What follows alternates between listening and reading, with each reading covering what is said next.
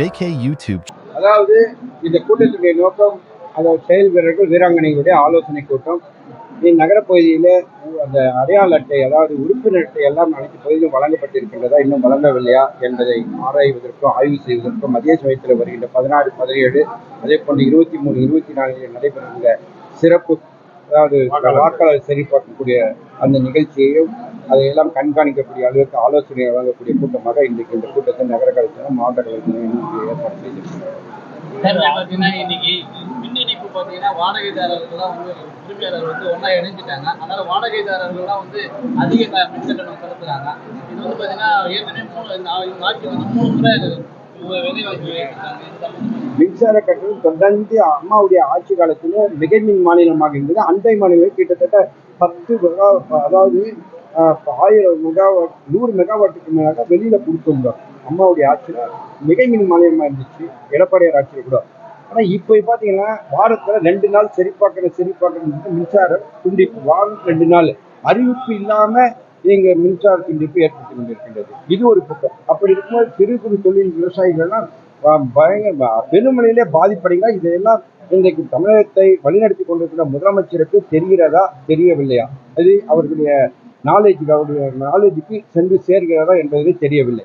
ஏனால் இன்னைக்கு வாரத்தில் 2 நாள் தொடர்ந்து மின் துண்டிப்பு ஏற்படுகிறது. அதே போல அவ்வப்போதும் வேற மின் துண்டிப்பு ஏற்படுகிறது. அது போக கட்டணமும் பல மடங்கு உயர்ந்து கொண்டே போகிறது.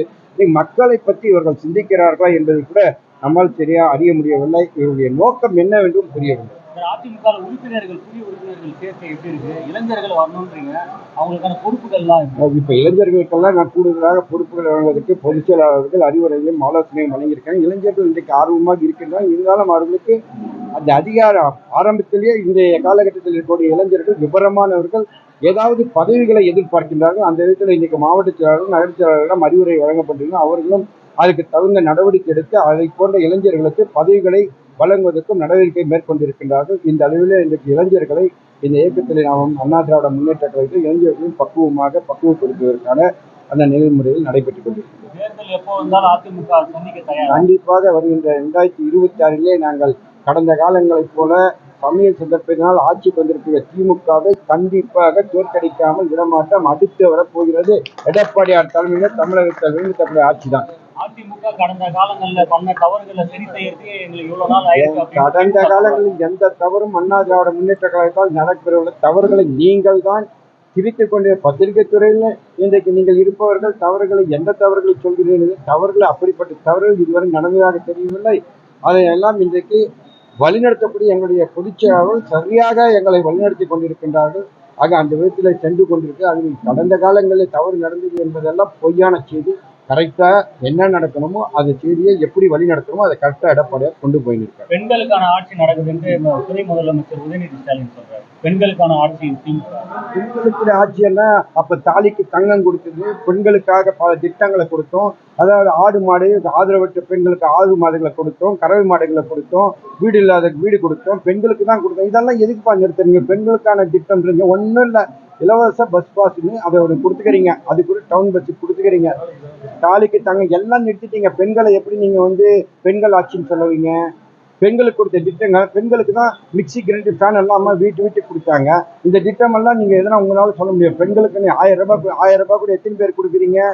கட்சிக்காரங்களை பார்த்து கொடுக்குறீங்க. பெண்களுக்கு இருசக்கர வாகனங்கள் கொடுத்தாங்க. பெண்களுக்கு கொடுத்த திட்டம் அத்தனை நிறுத்தாங்க. அம்மா உணவகத்துல பெண்கள் வேலை செய்யறாங்க, அதையே நிறுத்தத்துக்கு முயற்சி பண்றீங்க. அப்ப பெண்களுடைய ஆட்சி எப்படி நடக்கும்? பெண்களுக்காக ஆட்சின்றது எந்த விதத்துல ஏற்றுக்கொள்ளக்கூடிய ஆட்சி?